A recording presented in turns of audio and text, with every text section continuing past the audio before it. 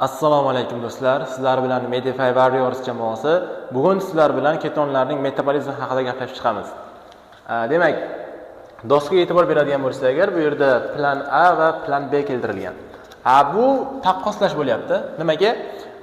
Inson doimo hayot kechirish davomida nimadir ish bajarsa, doimo o'zida ikkita plan bo'ladi. Ya'ni plan A va plan B bo'ladi.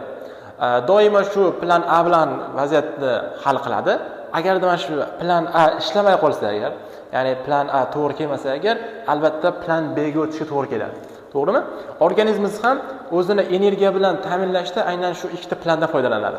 Ya'ni bunda birinchi planimiz asosan energiyani carbohydrate, fat and protein, uglevodlar, yog'lar va oqsillardan energiya olishga harakat qiladi.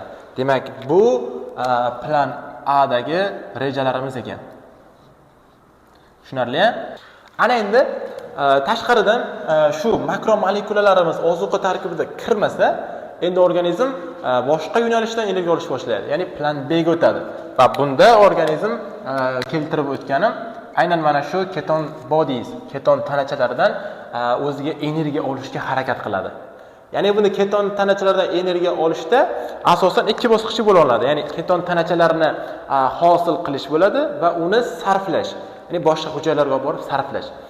Hosil qilish ketogenez deyilsa, uni ishlatish, ya'ni sarflash ketoliz deyiladi. Tushunarli? Ketogenez va ketoliz. Ana endi qarang. Bu keton tanachalar o'zi qayerda hosil bo'lyapti va buni ta'rifi nima desangiz agar, bu keton tanachalar jigar hujayralarida hosil bo'ladi. Lekin jigarni o'zi foydalana olmaydi. Tushunarli? Endi qarang, ta'rifiga qarang. Bu keton tanachalari, ya'ni ketonlarning metabolizmi jigar hujayralarining mitoxondriyasida ishlab chiqariladigan va undan qonga quyiladigan va qondan hujayralar uni o'zlashtirib olib, o'ziga energiya sifatida foydalaniladigan jarayon bu ketonlar metabolizmi hisoblanadi. Tushunarli? Aynan mana shu jigarda mitoxondriyasida hosil qilinishi ketogenez deyiladi. Xo'p, mana bu yerda yozib qo'yaylik. Ketogenez deyiladi. Ana endi bu ketonlarni ko'pgina hujayralar o'zlashtirib, undan foydalanishi ketoliz deyiladi.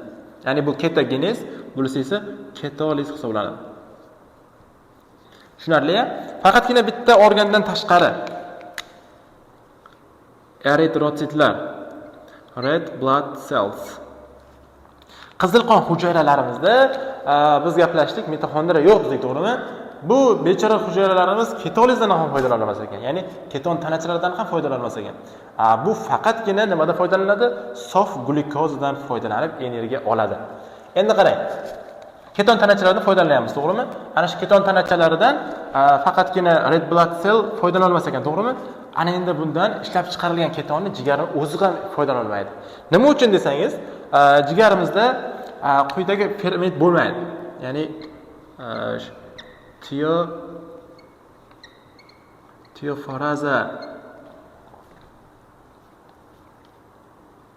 teofaraza degan ferment bo'lmaydi. Mana shu ferment bo'lmasligi natijasida u o'zi ishlab chiqarilgan keton tanachalaridan foydalana olmaydi. Bu teofaraza qayerda ishlatilishini dars davomida ko'rib chiqamiz. Endi qarang, bu yerda keltirilgan organizm asosan 3 xil keton tanachalarini hosil qiladi. Bularning birinchisi atseton, ya'ni quyidagida keltirilgan tuzilishi, strukturaviy ko'rinishi. Keyingisi asetat va eng oxirgisi esa beta hidroksibutyrate, ya'ni beta gidroksibutyratdan foydalaniladi. Tushunarli? Uchalasida ishlab chiqarilyapti, lekin asosan ikkitasidan foydalaniladi. Bu ikkinchisi asetat va uchinchisi beta hidroksibutyrate, ya'ni beta gidroksibutyratdan foydalanadi. Lekin bizda atsetondan foydalanmaydi. Bu metabolizm natijasida spontan bu metabolizmda o'z-o'zidan hosil bo'ladi va asosan siydikdan va respiratoriy sistem, ya'ni nafas olish sistemamiz orqali chiqarib yuboriladi. va bu atseton esa boshqa maqsadda foydalanilmaydi. Bu hosil bo'lgandan so'ng siydik yoki respiratoriy sistem deyiladi. Nafas olish sistemamiz orqali chiqarib yuboriladi. Tushunarli? Endi qarang. Bu ketonlardan foydalanishimiz ikki xil holatda bo'lishi mumkin. Birinchisi fiziologik foydalanishimiz mumkin. Ya'ni normalda foydalanishimiz mumkin yoki pathological state, ya'ni norma bo'lmagan holatlarda ketonlardan foydalanishimiz mumkin ekan. Endi bir normani ko'rib chiqaylik. Normada, ya'ni physiological state. Normada organizm qachon ketonlardan energiya oladi? Birinchisi mashq bajarganimizda. Ya'ni xo'sh, mana shu yozib qo'yaylik, mashq bajarganimizda.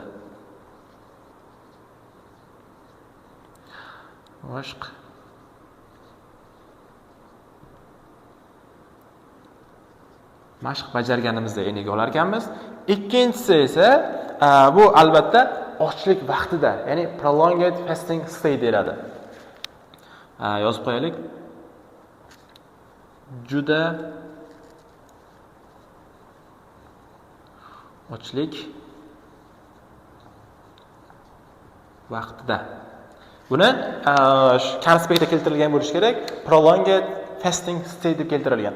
Ikkalasi ham bir narsa, faqatgina u ingliz adabiyotida yozilgan bo'ladi. Endi qarang, patologikda qanday foydalanamiz? Ya'ni organizmda nimadir nuqson bo'lyapti va shuning natijasida organizm quyidagi 3 ta makromolekuladan emas, faqatgina ketonlardan energiya olishga majbur bo'lyapti. Va bularning birinchisi type 1 diabetes mellitus deyiladi. Ya'ni qandli diabetning birinchi turi.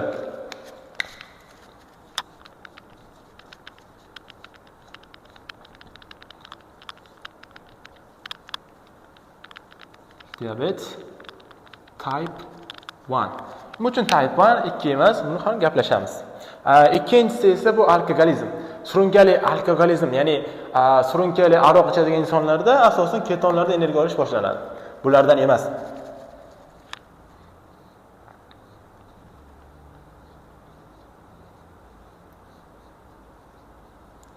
Alkogolizm. Endi qaraymiz. Organizm mashq bajarganda nima bo'ladi? Juda ham ko'p energiya talab qiladi.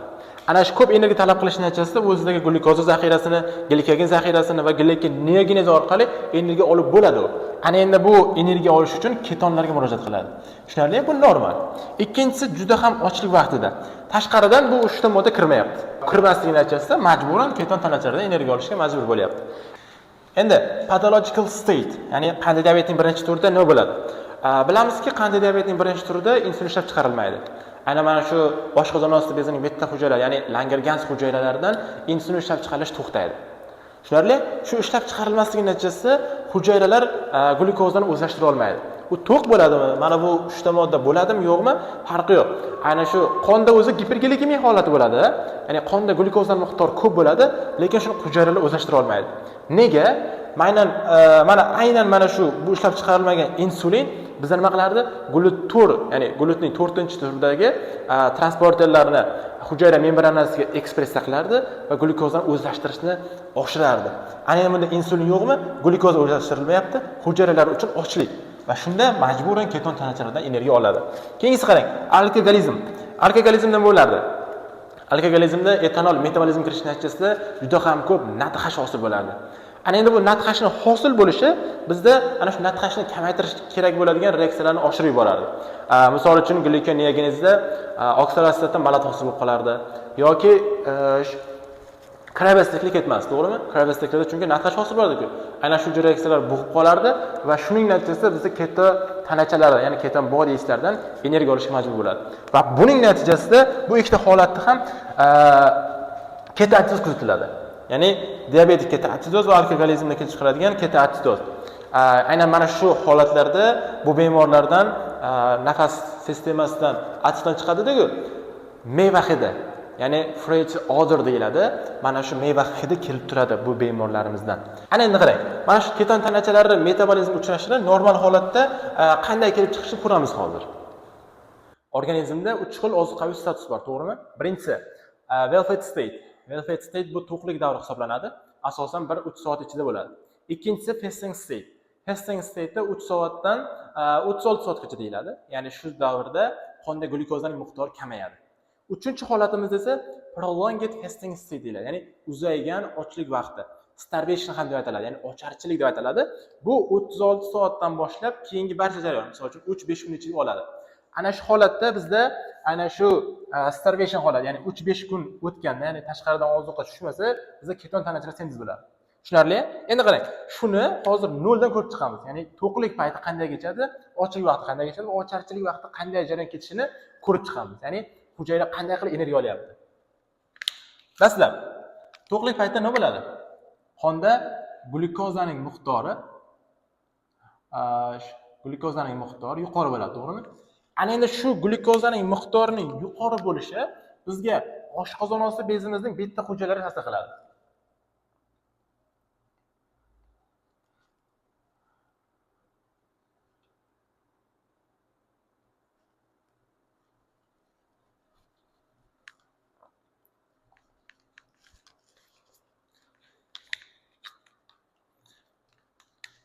Endi qarang, to'qlik paytimizda bizda glyukozaning miqdori endi e'tibor bersak, bizda to'qlik paytimizda glyukozaning miqdori qonda yuqori bo'ladi, to'g'rimi? Ana endi shu qonda glyukozaning miqdorining yuqori bo'lishi bizda oshqozon osti bezimizga ta'sir qila boshlaydi. Oshqozon osti bezimizda ikki xil hujayra bor desak, ya'ni alfa va beta hujayralar bor desak agar, aynan mana shu beta hujayralarga ta'sir qiladi. Beta hujayraga ta'sir qilish natijasida bizda insulin ishlab chiqaradi.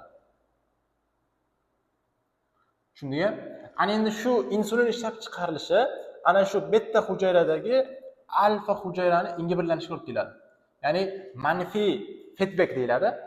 Manfiy qaytar aloqa orqali alfa hujayralarni ingiberlab qo'yadi va alfa hujayralar nima ishlab chiqaradi? Glyukogen. Ana shu glyukogen ishlab chiqarilishini ingiberlab qo'yapti. Va bizda nima bo'ldi? Insulinning ham miqdori mana bu yerda oshdi. Qonda insulin miqdori oshdi. Insulinning vazifasi, ya'ni missiyasi nima? Bu ana shu qonda ko'paygan glyukozani hujayralarga o'zlashtirib, qondagi glyukozani kamaytirib berish vazifasi. Shunga gipoglikemik gormon. Endi buni vazifasini qarang. Ikkita eng katta to'qimamiz bor, ya'ni muskul va yog' to'qimamiz. Ana shu ikkita to'qimamizga glyuktor transporterlar orqali hujayraga glyukozni o'zlashtirishni oshiradi va o'sha o'zlashtirilgan hujayralarda glikoliz va karbonhidrat ketishini aktivlab yuboradi. Qarang. Xo'sh. Mana bu yerni jigar hujayrasi tasavvur qilsak, dastlab glyukozamiz hujayraga kiradi. Glyukoza, to'g'rimi? Ana endi nima dedik? Insulin glyukozani glikoliz reaksiyasiga kirishini aktivlab yuboradi. Va buning natijasida nima hosil bo'ladi? Piruvat hosil bo'ladi. Piruvat hosil bo'ladi. Ana endi bu piruvatdan nima hosil bo'ladi? Atsetil kova. Atsetil kova hosil qiladi. Ana endi bu atsetil kovadan insulin Krebs sikli ketishini aktivlab yuboradi. Endi qarang, bu atsetil kovamiz nima hosil qilish kerak? Sitrat. To'g'rimi? Bu sitratni nima orqali hosil qilardi?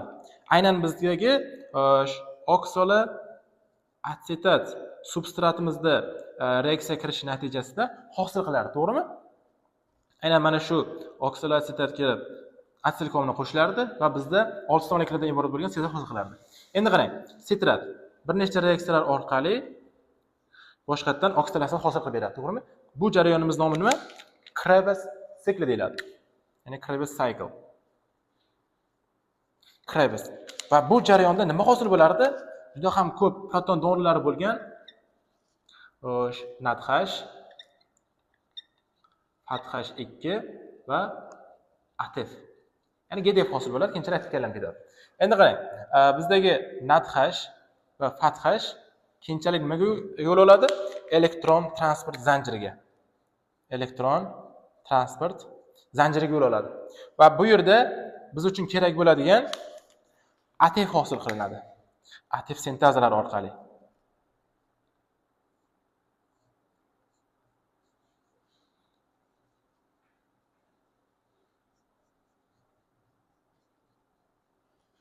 Hujayramizning missiyasi nima? Hujayramizning missiyasi hujayrani to'ydirish. Ya'ni energiya bilan ta'minlash, ATF hosil qilish bo'ladi.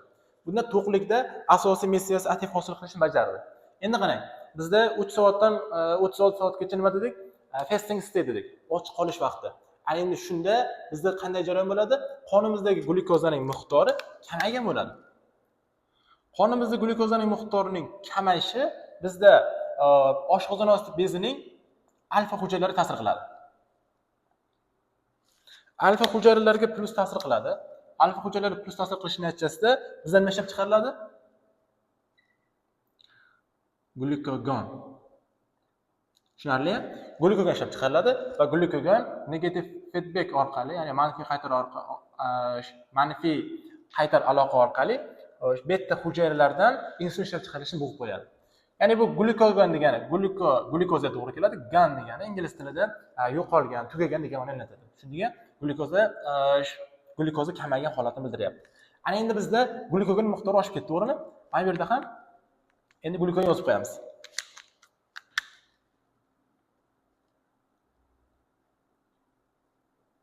Glyukogon miqdori ortdi. Ana endi bizda mana shu glyukogonning miqdorining ortishi nima qiladi? Bu giperglikemik gormon hisoblanib, qonda glyukozani ko'paytirishga harakat qiladi. Endi qarang, dastlab nimadan ko'paytiradi? Dastlab bizda zaxira sifatida foydalanilgan, ya'ni saqlangan glyukoza, ya'ni glikogen parchalanadi.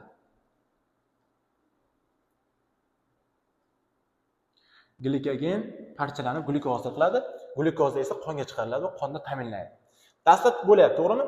Ana endi bu jigarning glikogeni qanchaga yetardi? 24 soatga yetardi. Ana endi bu 24 soatdan keyin nima jarayon kechadi? Bizda glikogen miqdori tugadi. Bizda endi lipoliz jarayoni ketishi kerak. Qarang. Hop. Dastlab trigliseridlar parchalanadi. Nimaga parchalanadi? Ikkita moddaga parchalanadi. Birinchisi glitserol, ikkinchisi esa fatty asid. Nechta? 3 ta yog' kislotasi va bitta glitserol parchalanadi, to'g'rimi? Va bu jarayonimizning nomi nima deymiz? Lipoliz deymiz.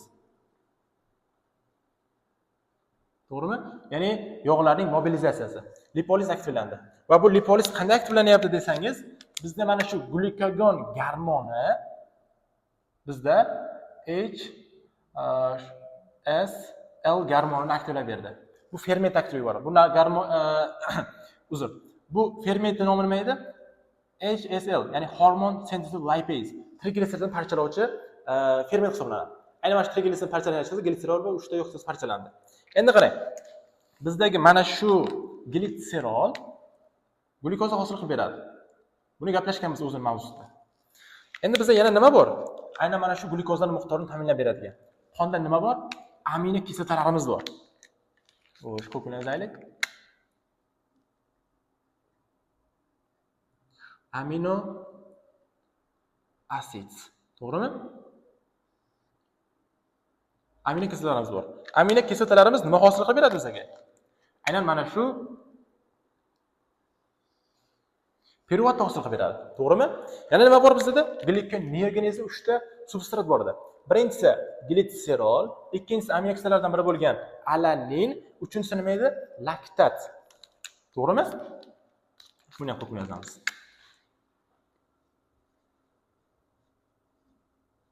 Laktat.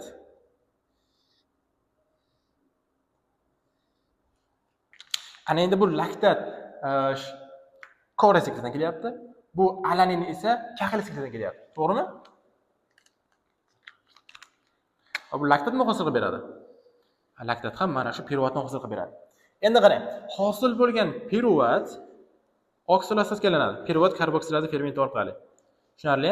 Chunki bu yerda hozir natxash yo'q. Oksaloasetat keyinchalik bizda fosfoyenol piruvatni hosil qilib beradi. Ana endi bu hosil bo'lgan fosfoyenol piruvatimiz esa bizga glyukozaga aylanadi. Ana endi bu glyukozamiz esa qonga chiqib, qondagi glyukoza miqdorini ta'minlab beradi. Tushunarli? Bu 3-36 soat ichida ketayotgan jarayonimiz. Endi qarang, bizda 3-5 kunlab och qolsak nima bo'ladi?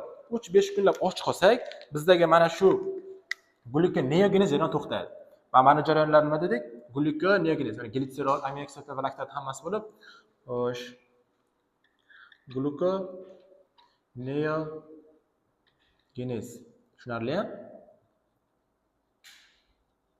Glikoneogenez to'xtaydi. Ana endi bizda boshqa bir nima qoldi bizda? Yog' kislotalarimiz qoldi. Ana endi mana shu yog' kislotalaridan organizm foydalana boshlaydi. Xo'sh. Yog' kislotalari qayerga keladi? Mana shuni chizib boraman. Bu amino kislotalarni chetlab o'tadi. Laktatni ham chetlab o'tadi-da. Bizda asetil koni hosil qilib beradi. Va bu jarayonni nima degandik biz? Beta oksidlanish, beta oxidation degandik, to'g'rimi? Bu yerga yozaman. Beta oxidation. To'g'rimi? Beta oksidlanish natijasida yo'qsa beta oksidlanishi natijasida juda ham ko'p asetil kova hosil bo'ladi, to'g'rimi? Asetil kovaning mana bu yerda miqdorining ortib ketishi bizga nima qilishimiz kerak? Krabes sikli kiritishimiz kerak, to'g'rimi? Lekin bizda bundan oldingi glikoneogenezda oksaloasetat fosfogenol pervodga aylangan va buning natijasida bizda oksaloasetatning miqdori juda ham kamayib ketdi. Tushunarli? Lekin bizda hozir nima bo'ldi? Yog'lar natijasida asetil kovaning miqdori ortib ketdi. Endi bu asetil kova juda ham kam oksidatsiya reaksiyasiga kirishib, juda ham kam sitrat hosil qiladi. Ana endi bu yerda nima ko'payib ketyapti? Asetil kova. Ana endi mana shu asetil kovadan biz ketonlarni sintez qila boshlaymiz. Qarang. Dastlab nima bo'ladi? Mana bu yerdan o'sib boshlayman.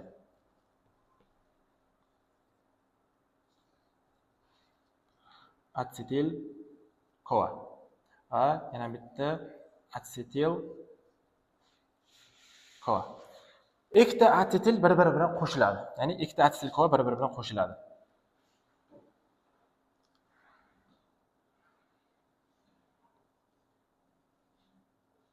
Qo'shilishi natijasida bizda asetil kovani hosil qilib beradi.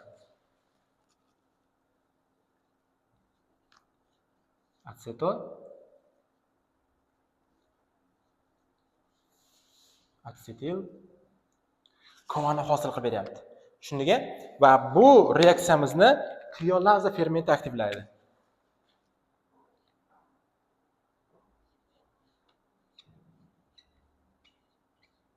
Tiolaza fermenti aktivlayapti.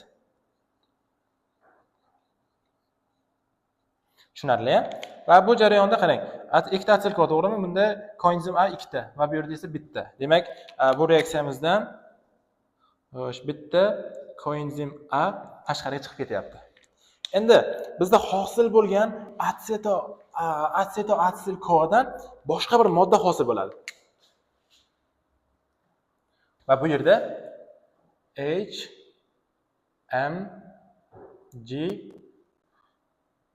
HMG kova hosil bo'ladi. Tushunarli?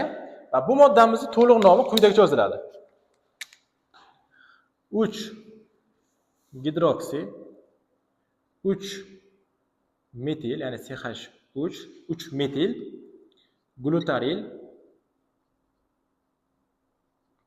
kova. Tushunarli? Chunki buni tuzilishi quyidagicha bo'ladi.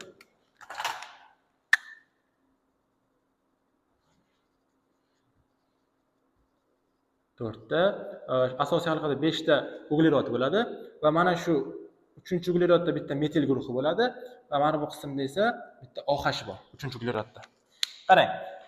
3 gidroksi 3 metil glutaril 5 tasi glutamat deyiladi, to'g'rimi? Bunda koenzim A qo'shilsa aktivlangan holat bo'ladi, to'g'rimi? Glutaril koenzim A.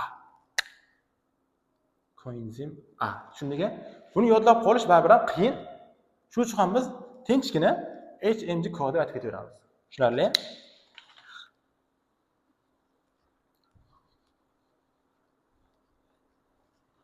HMG kod deb aytamiz. Va bu reaksiyamizni nima aktivlayapti? Bu reaksiyamizni HMG kod sintezni aktivlaydi. Ne yordamimiz? HMG kod sintez. Tushunarli? Ana endi bu hosil bo'lgan HMG kova boshqa bir moddaga aylanadi endi. Ya'ni bu reaksiyamizda HMG kova liyaza aktivlaydi. HMG kova liyaza. Tushunarli? Bu jarayonda asetil hosil qiladi.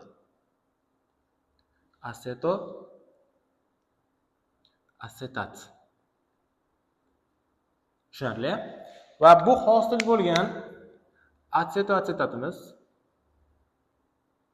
bizda hosil bo'lgan birinchi keton hisoblanadi.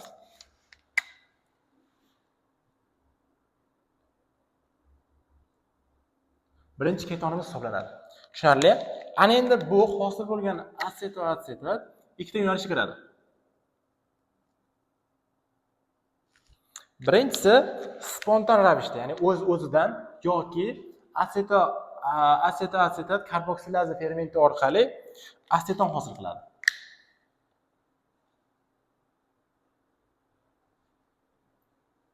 Bu yerda sig'maganligi uchun yozmayapman. Asetat karboksilaza yoki spontan ravishda o'z-o'zidan fermentlarsiz ham hosil bo'lishi mumkin. Demak, buning nomi nima ekan? Aseton. Va bizda yana bitta modda hosil bo'ladi bu yerda. Bu moddamizning nomi qarang, beta gidroksi. So'zini yozib ketaylik shuni. Beta hidroksi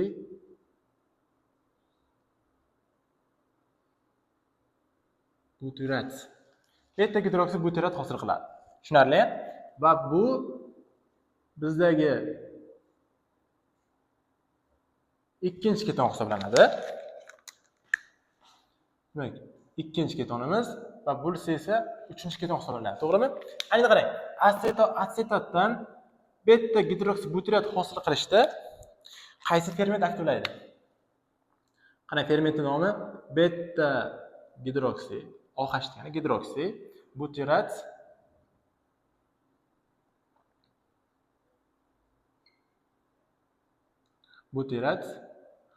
degidrogenaza. Tushunarli? Bu yerda sig'maganligi uchun qisqartirib yozyapman. Takrorlayman. Beta gidroksi butirat degidrogenaza. Tushunarli? Degidrogenaza fermenti orqali reaksiyaga kirishyapti va bu jarayonda qarang. Nima bo'ladi? Asetondan bitta qarang, NADH molekulasi sarflanadi va NAD+ hosil bo'ladi. Tushunarli? Va bu reaksiyamiz qaytar hisoblanadi. Tushunarli? Qaytar hisoblanadi. Qachonki NADH ko'payib ketib qolsa agar bu jarayon ketadi, NAD+ ko'payib ketib qolsa agar bundan bu jarayon kechadi. Shunga beta gidroksibutiratdan aset hosil qilish jarayon kechadi. Tushunarli? Qarang, mana shu yerda aytib ketaman. Alkogolizmda nima bo'lardi? NADH miqdori ortib ketardi. NADH miqdori ortib ketganligi sababli asetatdan juda ham ko'p beta gidroksibutirat hosil bo'ladi. Endi bizda bitta test bor. Nitropuruslit test hisoblanadi. O'sha nitropuruslit testida bizda ketonlarni aniqlaydi. Aslida asetat bilan asetonni aniqlaydi, lekin beta gidroksibutiratni aniqlay olmaydi. Aynan mana shu alkogolizmda beta gidroksibutirat ko'p hosil bo'ladi, to'g'rimi? Va bu bizda nitropuruslit testida aniqlanmaydi. Sababini aytib o'tdim. Tushunarli? Demak, bu bizda ketogenez edi. Ya'ni ketonlarni hosil qilish reaksiyamiz edi. Endi bu hosil bo'lgan ketonlarimiz mana bu yerda chizaylik. Qon oqimiga chiqariladi.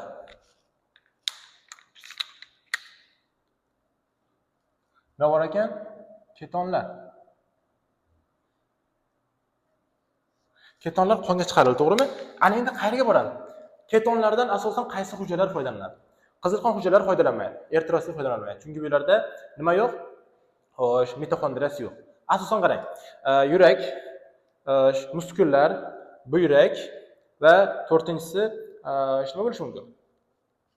Miya. Tushunarli? Ana shu to'rtta hujayra ketonlardan foydalanadi.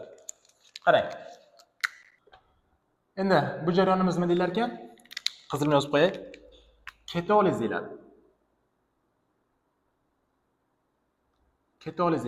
Ketoliz bu ana shu hosil bo'lgan ketonlarni parchalab undan asetil-alkogol hosil qilish jarayoni. Va bu jarayonimiz nima edi? Bu jarayonni yozmaman. Ketogenez deyiladi. Genez ekan. Tushunarli? Ketogenez mana shu yerda bo'ldi. Va bu jarayon qayerda kechdi? Jigarda kechdi. Tushunarli? Jigarda kechdi. Ana misol uchun miya hujayrasi tasavvur qilsak. Miya hujayrasida nima keldi? Beta gidroksibutirat, to'g'rimi? Beta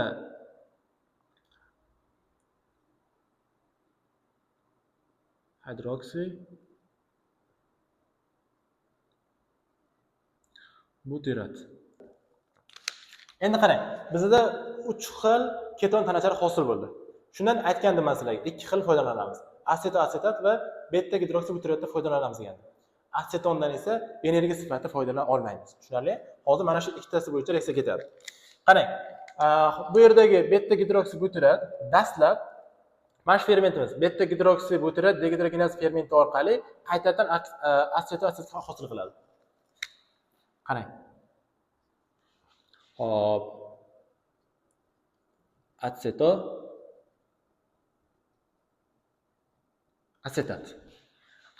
hosil qildi, to'g'rimi? Bitta va bu asetatning o'zi ham bor. Ikkita asetat hosil qildi. Ana endi hosil bo'lgan asetat xo'sh, qayerdan yozsam? Qora bilan yozamiz. Qora bilan chizamiz. Bu tioforaza fermenti orqali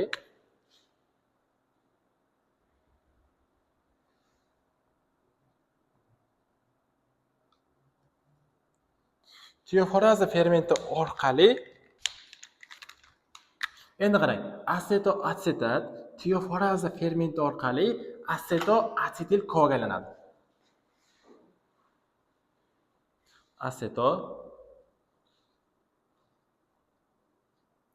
Asetil koga aylanadi. Tushunarli? Asetil koga aylanyapti. Ana endi bu hosil bo'lgan asetil koga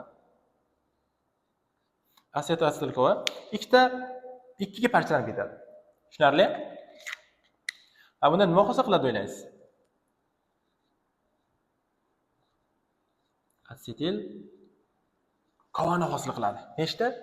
Ikkita. Bittadan ikkita hosil qiladi. Tushunarli? Endi qarang, mana bu yerda tioforaza fermenti orqali asetatdan asetil koga aylanyapti. To'g'rimi? Mana shu jarayonda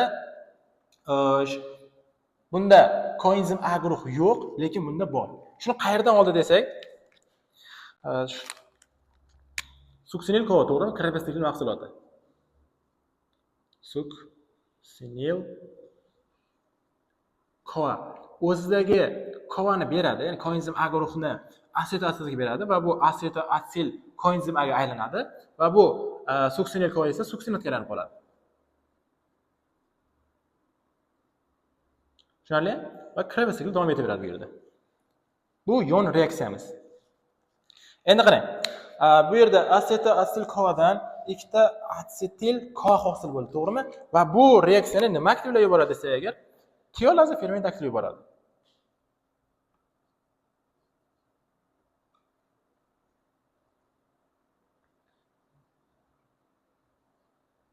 Tiolaza ferment aktivlab yuboradi. Endi bu fermentimizda ikkinchi nomi bor. Ikkinchi nomi mana bu yerda. Qarang. Asetil CoA asil transferaza. Asetil CoA asil transferaza tiolazaning ikkinchi nomi hisoblanadi. Tushunarli? Aynan mana shu orqali asetil CoA ikkita asetil CoA ga parchalanadi. Endi qarang, hosil bo'lgan asetil CoA nima kiradi? Krabosiklga kiradi. Tushunarli? Nima orqali reaksiya kirishyapti? Oksalo asetat molekulasi bilan reaksiya kirishib, reaksiyani davom ettiryapti. Bu jarayonda nima hosil qiladi? NADH va FADH2. Ana endi bu hosil bo'lgan NADH va FADH2 nima ketadi? Elektron transfer zanjiriga yo'naladi va bu yerda ATF hosil qilinadi.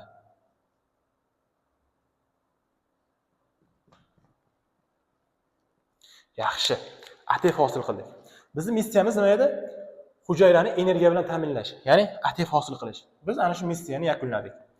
Biz aytgandik sizlarga ketonlar metabolizmi shunday jarayonda.